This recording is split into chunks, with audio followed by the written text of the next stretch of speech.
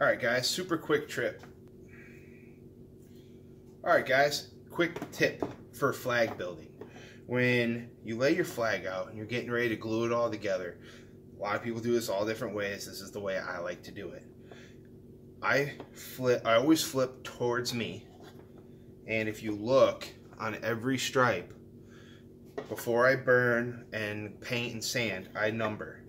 So when I flip them all towards me, you can clearly see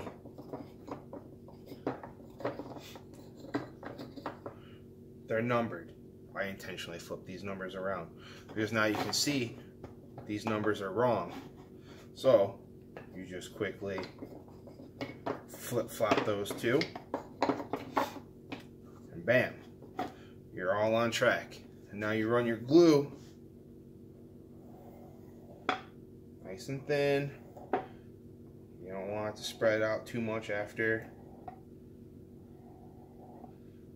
the clamping. And we don't do the top one.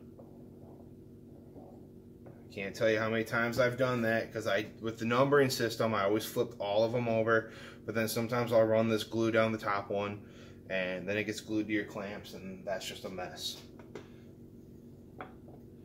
Spread it out nice and even, real fast. I don't go heavy on the glue because I put backings on all of my flags.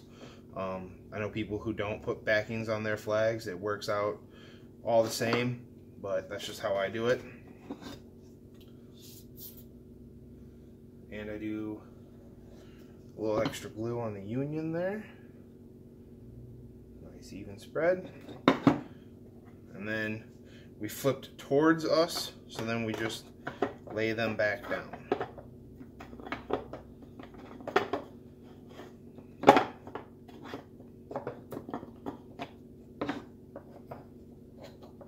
Having a rock solid system like this just makes everything go faster. And honestly, when you're trying to get as much done as quickly as you can, quickness is needed.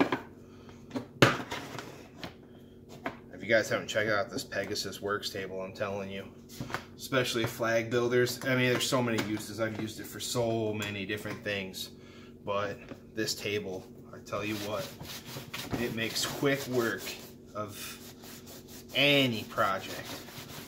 I haven't done a project in this garage that I have not used this table on yet. Let's wipe it down real good.